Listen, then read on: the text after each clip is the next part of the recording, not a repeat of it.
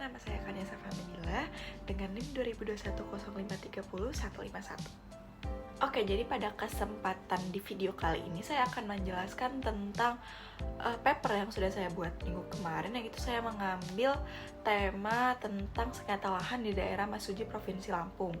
Nah, jadi dalam analisis yang telah saya lakukan, itu merupakan dalam suatu adat sudut pandang ideologi sengketa lahan dapat dipandang sebagai benturan atau nilai-nilai dan keyakinan yang berada antara pihak-pihak yang berkaitan dalam sengketa tersebut.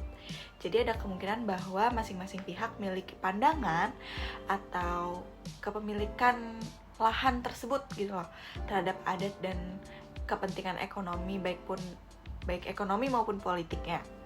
Jadi pandangan-pandangan ini diperoleh oleh ideologi yang dianut oleh masing-masing dari pihak tersebut.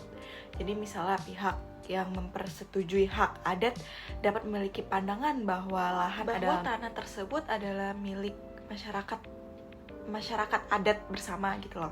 Jadi harus dilindungi, atau sementara pihak yang menghakimi atau kepemilikan tanah tersebut, lahan tersebut berdasarkan sertifikat hak atas tanah yang dapat dimiliki, bahwa hak-haknya itu sudah legal gitu loh dalam pemerintah. Sedangkan masyarakat adat tersebut tidak ingin bahwa tanah tersebut tuh diakui oleh si pemilik lahan tersebut. Maka dari itu terjadilah sengketa lahan tersebut. Sedangkan dalam sudut pandang hegemoni media sendiri, sengketa lahan ini dapat dipandang sebagai pertarungan atau untuk mendapatkan dukungan baik maupun itu simpati dari masyarakat luas melalui media sosial atau media massa. Jadi dalam hal ini media tuh memainkan peran penting gitu loh dalam membentuk opini dan pandangan politik terhadap sengketa lahan tersebut. Ada kemungkinan juga bahwa media massa tertentu itu memiliki kepentingan atau afiliasi politik yang mempengaruhi cara mereka meliput sengketa lahan tersebut. Jadi kayak mungkin media itu menambah-nambahi dalam suatu, mungkin dari teksnya atau dari reporternya atau dari beritanya, itu mereka menambah-nambahin, sedangkan realita tersebut tuh tidak memiliki isu-isu tersebut gitu loh.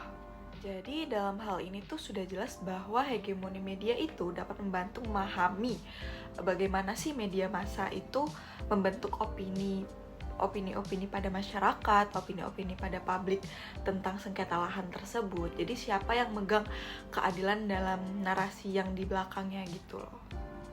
Jadi dalam kasus tersebut, dalam kasus ini analisis ideologinya itu dapat membantu memahami keyakinan dan pandangan masing-masing dari pihak yang terlibat dalam sengketa tersebut. Jadi seperti pihak yang mempersetujui hak adat atau pihak yang mengeklaim kepemilikan lahan tersebut berdasarkan sertifikat dan hak-hak tanah tersebut, sedangkan analisis hegemoni medianya sendiri dapat membantu memahami bagaimana media sih meliput sengketa lahan, siapa sih yang memegang keadilan dan narasi dalam opini-opini publik tersebut.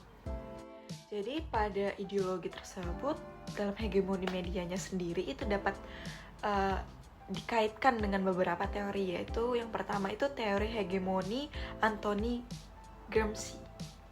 Yaitu teori ini dapat dikaitkan dengan analisis hegemoni media dalam sengketa lahan Masuji. Jadi Gramsci berpendapat bahwa kekuasaan tidak hanya dilakukan melalui tindakan paksa, tetapi juga melalui pengaruh ideologi yang diterima oleh masyarakat. Jadi dalam hal ini, media massa memiliki peran penting dong dalam menciptakan hegemoni atau penguasa atas narasi atau opini publik terhadap sengketa lahan. Nah, baik, jadi yang teori kedua itu adalah teori kepentingan. Nah, jadi teori kepentingan ini dapat dikaitkan dengan analisis ideologi dalam sengketa lahan di daerah Masuji sendiri. Jadi teori ini sendiri berpendapat bahwa kepentingan atau motivasi mendasar dari kelompok-kelompok yang terlibat dalam sengketa dapat mempengaruhi pandangan ataupun sikap mereka terhadap suatu masalah. Jadi misalnya kelompok yang memperjuangkan hak adat dapat memiliki kepentingan untuk mempertahankan tradisi dan sedangkan kebudayaan masyarakat adat itu sendiri. Sedangkan masyarakat atau kelompok yang mengeklaim bahwa kepemilikan lahan berdasarkan sertifikat hak atas tanah tersebut memiliki kepentingan untuk memperoleh keuntungan ekonomi dari lahan tersebut. Jadi analisis analoginya dapat membantu memahami motivasi dan keyakinan masing-masing kelompok yang terlibat dalam sengketa lahan tersebut. Nah, sedangkan teori yang ketiga itu teori konflik. Jadi teori konflik ini dapat dikaitkan dengan analisis ideologi dan hegemoni media dalam sengketa lahan Masuji. Itu teori ini berpendapat bahwa konflik sosial itu muncul karena adanya ketidaksetaraan. Jadi dalam distribusi kekuasaan, sumber daya, dan nilai-nilai dalam masyarakat itu sendiri.